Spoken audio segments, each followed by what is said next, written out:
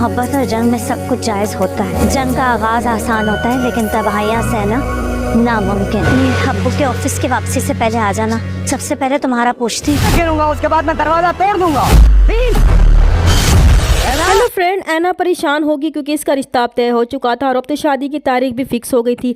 इसलिए वो रज़ा के बगैर रहने का तसव्वुर भी नहीं कर सकती क्योंकि इसे अब वाकई रज़ा से इन चंद दिनों में बहुत ही ज्यादा मोहब्बत हो गई थी। पहले वो रज़ा से फोन पर राब्ता करने की कोशिश करेगी मगर इसका फोन बंद होने की वजह से वो परेशान हो जाएगी कि वो किस तरह इस सारी सूरत हाल से रज़ा को आगाह करे। इसीलिए इस बात को अपनी माँ से भी शेयर करेगी और अपनी मोहब्बत का खुलकर इजहार भी करेगी कि अब वो रज़ा के बगैर रहने का तसव्वुर भी नहीं कर सकती। इसलिए वो रज़ा से शादी करना चाहती है और इसके लिए वो कुछ भी करने को तैयार होगी और माँ से कहेगी कि वो एक बार रज़ा से मिलकर इससे बात करना चाहती है। इस पर आबदा इसे कहेगी कि भले ही मोहब्बत और जंग में सब जायज़ है मगर ये मोहब्बत साथ में बहुत सारी तबाहियां भी लेकर आती है।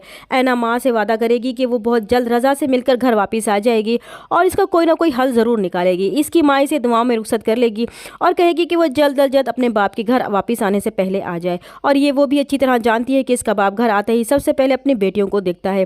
फिर ऐना और आयमा एक साथ बाहर जाएंगी। जैसे ही ऐना बस में सवार होगी और आयमा वापस आने लगेगी तो ये ऐना की बदकिस्मती कि उस्मान इसे बस में सवार होते देख लेगा। उस्मान फौरन आयमा के पीछे से घर जाएगा और गुस्से में दरवाजा जोर जोर से खटखटाएगा लेकिन आयमा दरवाजा नहीं खोलेगी। तब उस्मान को यकीन हो जाएगा कि जरूर कोई ना कोई गड़बड़ है, इसलिए वो धमकी देगा कि अगर उन्होंने दरवाजा ना खोला तो वो दरवाजा तोड़ देगा। मजबूरन आयमा को दरवाजा खोलना पड़ेगा। यहाँ आकर उस्मान को मालूम होगा कि ऐना वाकई घर पर नहीं है और जो लड़की बस में सवार हुई वो ऐना ही थी। अब उस्मान चिल्लाएगा कि ऐना कहाँ गई है, मगर ऐना घर में होती तो इसे मिलती।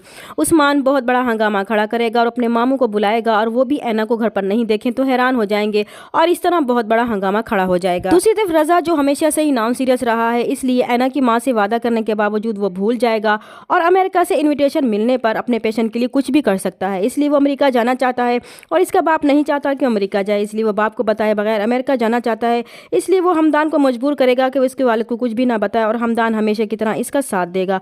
मगर हमदान ये बात नहीं जानता कि इसकी किस्मत इसके साथ क्या खेल खेल रही है क्योंकि ऐना जब रज़ा से मिलेगी तो वो बहुत खुश होगा कि आखिर ऐना को इसे इस हद तक मोहब्बत हो गई है कि वो इससे मिलने इसके घर तक आ गई थी। मगर कहते हैं ना, जो चीज़ हासिल हो जाए इसकी अहमियत कम हो जाती है। रज़ा तो था ही नॉन सीरियस, इसलिए अब इसके दिल में ठंड पड़ जाएगी और इसे यकीन दिलाएगा कि वो जल्द ही अमेरिका से वापस आकर इसके वालिदैन से अपने रिश्ते की बात करेगा। फिर वो हमदान से कहेगा कि वो ऐना को इज्जत और एहतराम के साथ इसके घर छोड़कर आए, मगर हमदान ये नहीं जानता कि इसकी ये नेकी इसके गले पड़ने वाली है।